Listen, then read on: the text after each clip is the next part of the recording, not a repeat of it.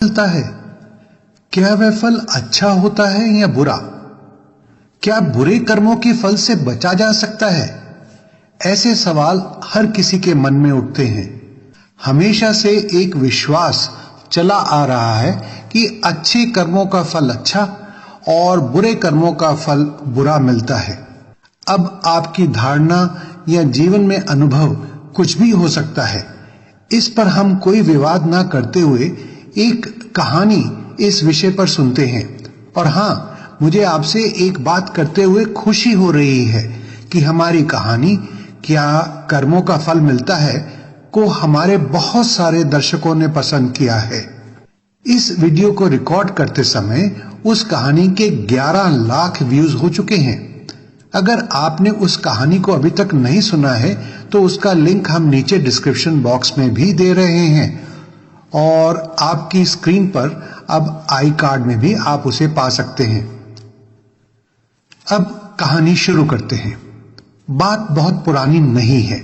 एक छोटे से शहर की सीमा के बाहर एक पहाड़ था और उसके आसपास बहुत सारी खाली जमीन थी जहां पर कोई नहीं रहता था। शहर में एक कलाकार रहता था जिसकी काफी रचनात्मक अर्थात क्रिएटिव सोच थी और अध्यात्म यानी कि स्पिरिचुअलिटी में गहरी रुचि भी थी।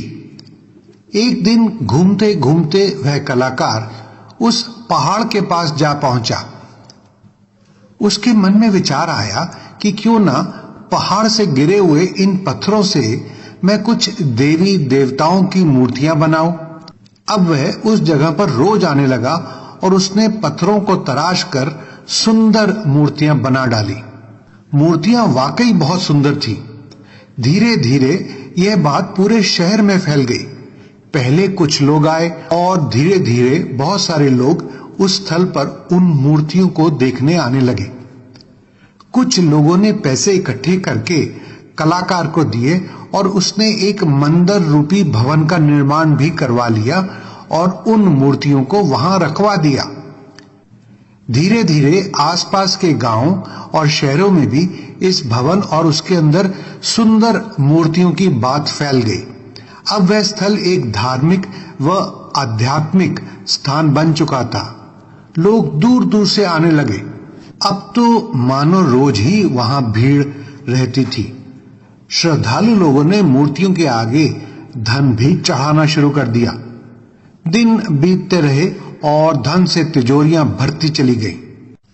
उस स्थान की लोकप्रियता को देखते हुए अब लोग अपने अपने काम भी वहां पर जमाने लगे। जैसे कि टैक्सी वालों ने गाड़ियां चला दी, दुकानदारों ने आसपास खाने पीने का और अन्य किस्म का सामान बेचना शुरू कर दिया। यहां तक कि बिल्डरों ने भी प्रॉपर्टीज डेवलप करके बेचनी शुरू कर दी। कुछ वर्षों बाद कारीगर, जो कि लगभग उस भवन का मालिक था, अचानक बीमार पड़ गया। डॉक्टरी जांच के बाद पता लगा कि उसे कोई भयानक और जानलेवा रोग है। डॉक्टरों ने उसे यहां तक कह दिया कि अब उसके पास कुछ ही दिन बचे हैं। जब सब कुछ इतना अच्छा चल रहा था तो उस समय यह भयानक रोग। यह सोचकर वह कलाकार बहुत दुखी हो गया और वह रोता ही रहता था। अब वह अक्सर भगवान को ताने देने लगा। कहता था कि मैंने तुम्हारी इतनी सेवा करी, तुम्हारे लिए इतना प्रचार करा और बदले में तुमने मुझे यह फल दिया। यह तो सरासर अन्याय है। एक दिन रात को उसने स्वप्न देखा कि भगवान उसके सामने आए और बोले, तुम मुझे किस बात की उलाहना दे रहे हो? ठीक है, तुमने मेरे नाम से भवन का निर्माण करवाया और मूर्तियां भी बनाई, परंतु याद करो वह दिन जब एक अनाथ बच्चा तुम्हारे पास रोते बिलखते आया तो तुमने उसे अपना गुलाम ही बना डाला। याद करो वह भूखा और बूढ़ा भिखारी जिसे तुमने आश्रय और खाना देने की बजाय धक्के मारकर दूर भगा दिया।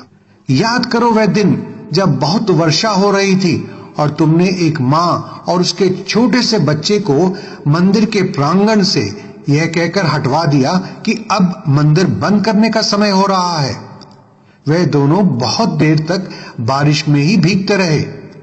याद करो, जब कुछ बुजुर्ग इकट्ठे होकर तुम्हारे पास धन की मदद मांगने आए, जिससे वे गरीबों के लिए एक स्कूल खोलना चाहते थे। धन तो तुम्हारे पास पर्याप्त था, परंतु तुमने कहा, जाओ सरकार से मदद मांगो। क्या तुमने एक विधवा महिला को बंधुआ मजदूर की तरह नहीं रखा हुआ है? पूरा दिन तो उससे काम लेते हो और बदले में देते हो केवल 2 रोटी। भगवान ने पूछा, इतने सारे बुरे कर्मों के बाद भी तुम मुझे किस अधिकार से उलाहना दे रहे हो? तुम्हें तुम्हारे कर्मों का फल तो भोगना ही पड़ेगा। तुमने जो दुष्कर्म किए हैं उसका दंड भी अवश्य मिलेगा। बस इसी समय कलाकार की नींद खुल गई।